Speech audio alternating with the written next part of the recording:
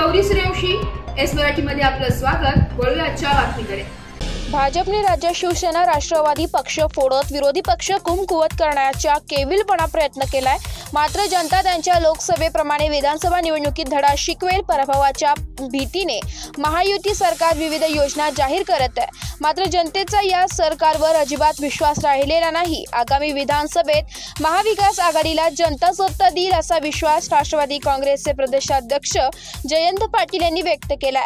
दिंडोरी येथे शिवस्वराज्य यात्रेच्या निमित्ताने प्रदेशाध्यक्ष जयंत पाटील, खासदार अमोल कोल्हे यांच्या प्रमुख उपस्थितीत संस्कृती लॉन्स येथे सभा झाली आहे। त्यावेळी पाटील बोलत होते। शेवटी भेट झाली, सागर सरळ प्रामाणिक पक्षाशी एकनिष्ठ असणाऱ्या नेतृत्वाला या सगळ्या आपल्या भागातल्या लोकांनी मान्यता दिली आणि लोकसभेमध्ये प्रचंड चांगल्या मताधिक्याने तुम्ही त्याला विजयी केला। संसदेमध्ये नव्या इमारतीत गेले, बगरेसर गेले आणि मोदी साहेबांनी बांधलेल्या नव्या इमारतीत गळायला लागले।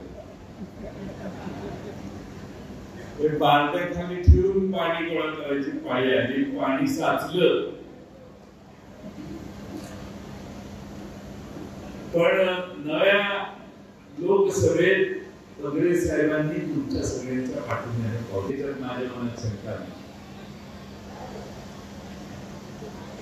2 महिन्यानंतर विधानसभा आहे आपल्या समोर।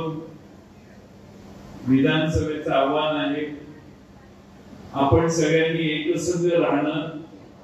मागणी अनेकांची आहे, साहेबांनी शेट्टे साहेबांनी सांगितलं त्याप्रमाणे सर्वमान्य, सर्व जास्तीत जास्त लोकप्रिय आणि निवडून येणारा पुन्हा एकदा चेहरा आपल्याला महाराष्ट्राच्या विधानसभेत पाठवायचा।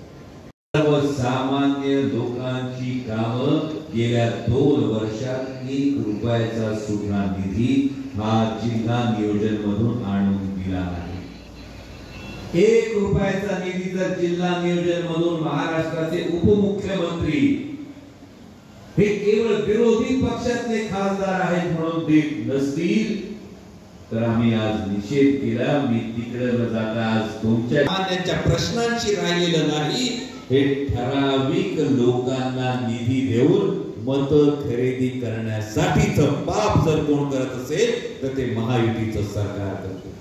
यावेळी माजी समाज कल्याण सभापती सुनीता चारोस्कर, BRS पक्षाचे सचिन कड व कार्यकर्त्यांनी शरद पवारांची राष्ट्रवादीत अधिकृत प्रवेश केलाय। विधानसभा उपाध्यक्ष नरहरी झिरवळ यांचे सुपुत्र गोकुळ झिरवळ यांनीही शिवस्वराज्य यात्रेत सहभागी होऊन सभेला उपस्थिती लावल्याने तो चर्चेचा विषय ठरलाय। यावेळी खासदार अमोल कोल्हे, खासदार भास्कर भगरे, सुनील गव्हाणे, रोहिणी खडसे, मेहबूब शेख, आमदार सुनील भुसारा, श्रीराम शेट्टे, दत्तात्रय पाटील, सुनीता चारोस्कर, संतोष रेहरे यांची भाषणे झाली।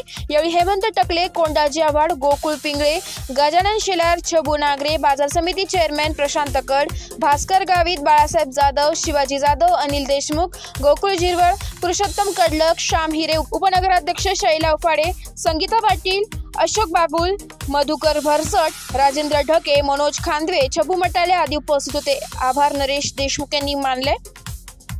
एस मराठी न्यूज साठी प्रतिनिधी अशोक निकम, दिंडोरी। अशाच नवीन ताज्या घडामोडी जाणून घेण्यासाठी आमच्या एस मराठी न्यूज चॅनेलला लाईक करा, शेअर करा, सबस्क्राईब करा आणि बेल आयकॉनला क्लिक करायला विसरू नका।